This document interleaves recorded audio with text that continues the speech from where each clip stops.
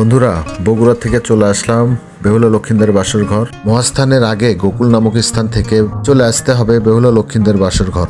আমরা এই জায়গাটি ঘুরে ঘুরে দেখব। আমার সঙ্গে আছে আমার বন্ধু রাজু। বন্ধুরা, আমার সামনে যে স্থাপনাটা দেখতে পাচ্ছেন এটি হচ্ছে বেহুলা লক্ষিন্দারের বাসর ঘর। এখানকার সম্পূর্ণ জায়গা ঘুরবো এবং তথ্যগুলো আপনাদের সামনে তুলে ধরবো। বগুড়া শহর থেকে প্রায় 11 কিলোমিটার দূরে গোকুল গ্রামে খননের মাধ্যমে আবিষ্কৃত হয় এই নিদর্শনটি। প্রাচীন বাংলার লোককথা মনসম্বন্ধ কাব্যের পরিচিত প্রধান চরিত্র বেহুলার বাসর ঘর হিসেবে সাধারণভাবে পরিচিত হলেও এর রয়েছে প্রত্নতাত্ত্বিক ইতিহাস। এটাকে গোকুল মেধ্য বলা হয়। সংক্ষেপে প্রত্নতাত্ত্বিক ইতিহাস বলে দেই।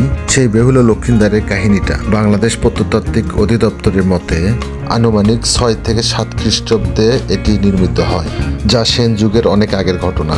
তারপর খ্রিস্টীয় 11 থেকে 12 শতকে এর আগে সেন আমলে এখানে একটি বর্গাকৃতির শিব মন্দির তৈরি করা হয়েছিল। এই প্রত্নস্থানটিতে 1934-36 সালে প্রত্নতাত্ত্বিক খননের ফলে 172টি বন্ধ প্রকোষ্ঠের সমন্বয়ে গঠিত 13 মিটার উঁচু একটি মঞ্চের ধ্বংসাবশেষ উন্মোচিত হয়। এখানে একটি ষাঁড়ের প্রতিকৃতি স্বর্ণপত্র পাওয়া গিয়েছিল। তা থেকে একটি ধারণা করা হয় এটি একটি বর্গাকৃতির শিব মন্দির ছিল।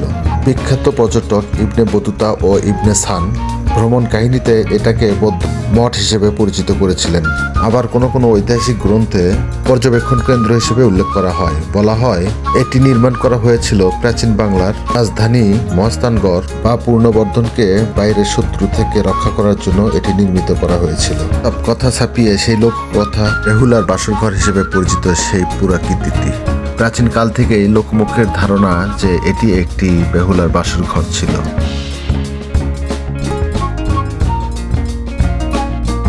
বেহুলার বাসর ঘর দেখতে হলে এই পুরাকীর্তিটির উপরে উঠতে হবে।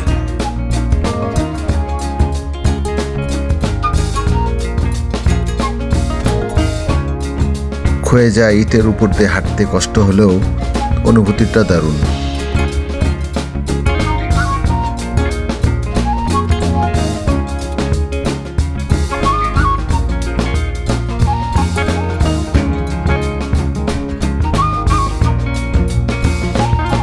উপরে উঠেই দেখতে পাবেন পশ্চিম দিকে সেই বাসর ঘরটি। আসলে আমাকে খুব অসাধারণ লাগছে, খুব ভালো লাগছে।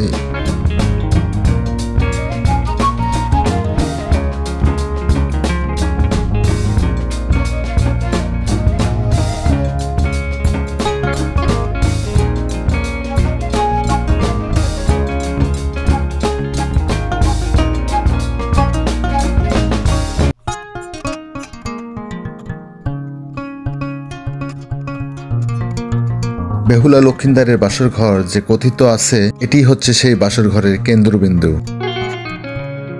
এটি হচ্ছে বেহুলা লক্ষিন্দারের বাসর ঘর। চলুন এবার জেনে নেই এই মনসামঙ্গল কাব্যের লোককথা। বেহুলা হলেন চাঁদ সওদাগরের কনিষ্ঠ পুত্র লক্ষিন্দার স্ত্রী। চন্দ্রবণিক ও চাঁদ সওদাগর ছিলেন হিন্দু দেবতার শিবের একনিষ্ঠ পূজারী, তাই তিনি অন্য কোনো দেবতার আরাধনা করতেন না। অন্যদিকে শিবের কন্যা মনসা ছিলেন সর্পদেবী, তাই তিনি কোনো কাজে উত্তেজিত ছিলেন না।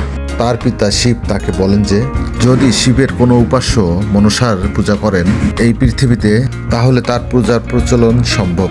তাই মনসা দেবী চাঁদ সওদাগরকে অনুরোধ করেন মনসা দেবীর পূজার জন্য, কিন্তু চাঁদ সওদাগর মনসার কথা প্রত্যাখ্যান করেন। তখন ক্ষুব্ধ মনসা চাঁদ সওদাগরকে বলে দেন তোমার সবগুলো পুত্র মারা যাবে।